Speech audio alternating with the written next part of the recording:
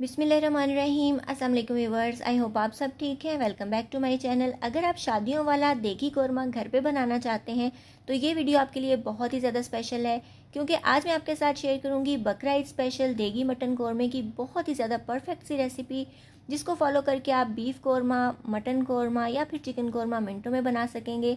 और कोई बाज़ार का पैकेट का मसाला यूज़ नहीं होगा, घर के मसालों से बनेगा इंतहाई ज़्यादा टेस्टी, दानेदार, मज़ेदार, तरी वाला कोरमा।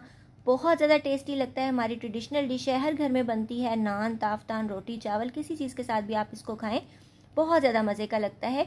वीडियो को एंड तक वॉच कीजिएगा, स्किप नहीं कीजिएगा, ताकि आपको पूरी रेसिपी समझ में आए। तो चलिए स्टार्ट करते हैं। और उससे पहले आप मेरे चैनल को सब्सक्राइब कर लीजिए। यहाँ मैंने आधा कप से थोड़ा सा ज़्यादा लिया है घी, क्योंकि कोरमे में हमेशा घी ज़्यादा जाता है। थोड़ी सी तरी ऊपर हो तो वो अच्छा लगता है और टेस्ट भी अच्छा आता है उससे। इसको हमने गर्म कर लेना है और उसके बाद 3 बड़े साइज़ के प्याज मैंने चॉप कर लिए थे, उनको मैंने डाल दिया है। प्याज़ों को हमने मीडियम हीट पे फ्राई करना है, स्लो आंच पे नहीं करिएगा, वरना प्याज टूटने लग जाते हैं, पानी छोड़ देते हैं, सॉफ्ट हो जाते हैं, सही तरह से ब्राउन नहीं होते। इसको हमने गोल्डन ब्राउन करना है, बहुत ज़्यादा डार्क नहीं करेंगे और ना ही बहुत ज़्यादा लाइट रखेंगे।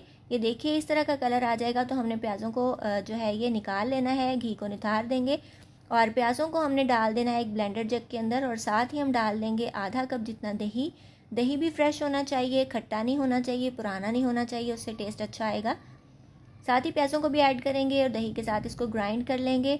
जिस बर्तन के अंदर दही पड़ा हुआ था उसमें थोड़ा सा 2-3 टेबलस्पून जितना पानी भी ऐड करके मैं साथ ही ऐड कर दूंगी, ताकि मशीन जो है ये इसको वर्क करने में आसानी हो।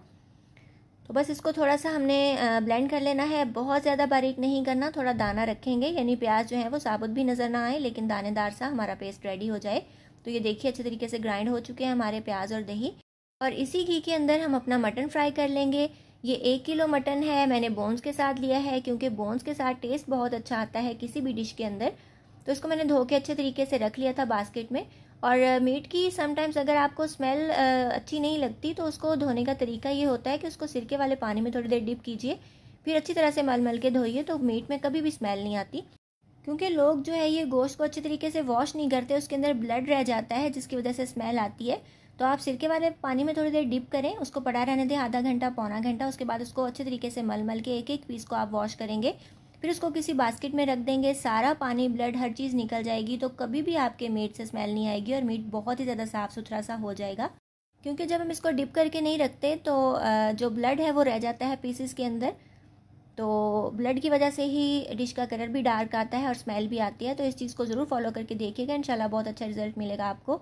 उसके बाद कुछ खड़े मसाले ऐड करेंगे, जिसमें एक तेज़ पत्ता है, 2 दालचीनी के छोटे टुकड़े हैं, एक बड़ी इलायची है, 2 हरी इलायचियाँ मैंने ऐड की हैं, 2 लौंग डाले हैं, 3-4 साबुत काली मिर्चें ऐड की हैं।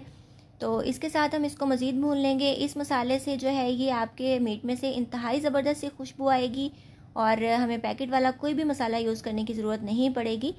तो घर के मसालों से ये बहुत ज़्यादा टेस्टी और मज़ेदार बनता है, पैकेट वाला मसाला इसका मुकाबला कर ही नहीं सकता। उसके बाद हम इसके अंदर डाल देंगे 1 टेबलस्पून भर के लहसुन का पेस्ट, 1/2 चम्मच डाला है मैंने अदरक का पेस्ट, और 2 हरी मिर्चें थी उसको भी साथ ही मैंने क्रश कर लिया था। तो इस पेस्ट के साथ भी हम इसको अच्छे तरीके से भून लेंगे। और ये सवाल ही नहीं पैदा होता कि आपके मटन में से स्मेल आ जाए। अगर जब वो लहसुन अदरक के साथ भून लेते हैं आप उसको अच्छे तरीके से, तो उसमें बहुत ही अच्छी सी खुशबू पैदा हो जाती है। तो इस तरीके को ज़रूर फॉलो कीजिएगा, इंशाल्लाह आपको ये बहुत ही ज़्यादा ज़बरदस्त लगेगी रेसिपी।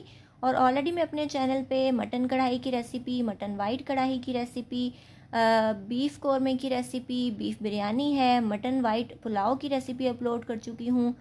और इसके अलावा कोफ्ते हैं, मलाई कोफ्ते हैं, बहुत ज़्यादा ज़बरदस्त सी मीट की रेसिपीज़ हैं। तो ईद से रिलेटेड जितनी भी मीट की रेसिपीज़ हैं उनके लिंक्स आपको डिस्क्रिप्शन में मिलेंगे, ज़रूर देखिएगा, और एंड स्क्रीन पे भी दे दूँगी। बहुत ज़्यादा ज़बरदस्त और इजी सी रेसिपीज़ हैं, तो उनको ज़रूर देखिएगा और बनाइएगा। जैसे कि बकरा ईद पास आ रही है तो हर घर में मीट की डिशेस बनती हैं। तो बस इसको हमने अच्छे तरीके से भून लेना है लहसुन अदरक के साथ, बहुत ज़्यादा डार्क भी नहीं करेंगे इसको। बस आपने ये मेक श्योर करना है कि लहसुन अदरक की जो कच्चेपन की स्मेल होती है वो ख़त्म हो जाए, और साथ ही जो मीट है ये भी अच्छे तरीके से भून जाए। आप देख सकते हैं इसका कलर चेंज हो गया है। अब तकरीबन 2-3 चम्मच जितना पानी ऐड करेंगे और आंच को स्लो कर देंगे, क्योंकि अब बारी है मसाले ऐड करने की। तो इसके अंदर 1/2 चम्मच मैंने डाला है नमक का, 1/2 चम्मच से थोड़ा सा ज़्यादा है, आप अपने टेस्ट के अकॉर्डिंग कम ज़्यादा कर सकते हैं।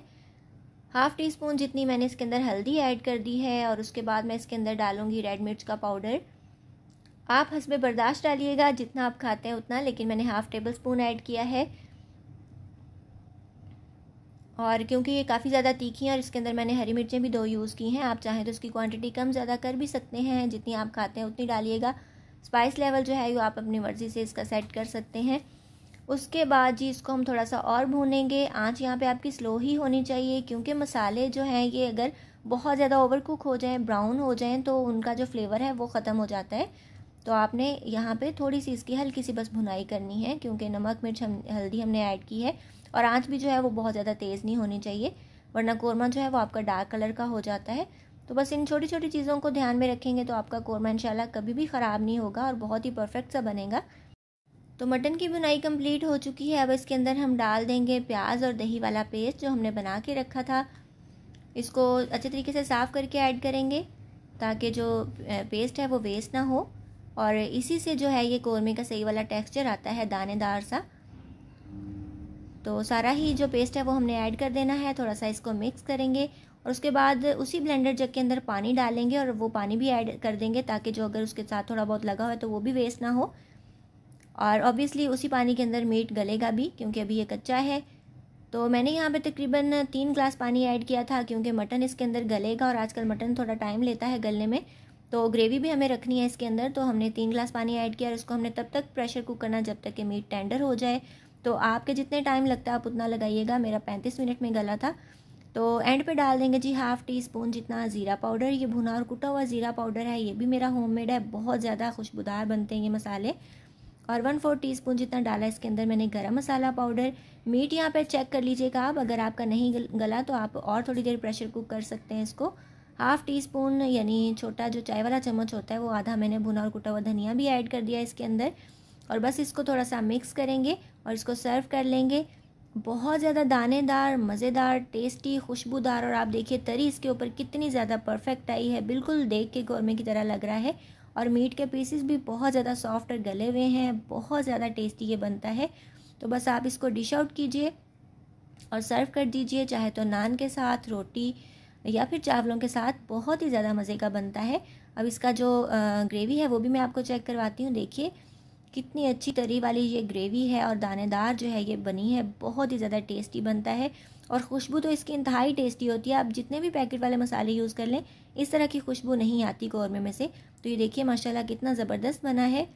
और मेरे चैनल पे आपको बकरा ईद स्पेशल बीफ निहारी, मटन निहारी, बीफ पाए, मटन पाए, सिरी की रेसिपी मिल जाएगी, ब्रेन मसाला की रेसिपी है। तो इस तरह की ढेर सारी रेसिपीज़ मैं अपलोड कर चुकी हूँ, ज़रूर देखिएगा और बनाइएगा। इन वीडियोस के लिंक्स आपको डिस्क्रिप्शन में ही मिलेंगे और एंड स्क्रीन पे भी मिलेंगे। तो आई होप व्यूवर्स आपको आज की वीडियो अच्छी लगी होगी। अगर आपको मेरी रेसिपीज़ अच्छी लगती हैं तो जल्दी से मेरे चैनल को सब्सक्राइब करके बेल आइकन प्रेस कर लीजिए, ताकि जब भी मैं कोई न्यू वीडियो अपलोड करूँ उसका नोटिफिकेशन आपके पास टाइमली आ सके। इसके अलावा मुझे इंस्टाग्राम और फेसबुक पे फॉलो करना बिल्कुल नहीं भूलिएगा, फॉलो करना मस्ट है। अपना बहुत सा ख्याल रखिएगा, मुझे दुआ में याद रखिएगा। मिलेंगे इंशाल्लाह नेक्स्ट वीडियो में किसी बहुत ही ज़्यादा ईजी, टेस्टी और डिलीशियस सी रेसिपी के साथ। So till then take care, goodbye, अल्लाह हाफिज़।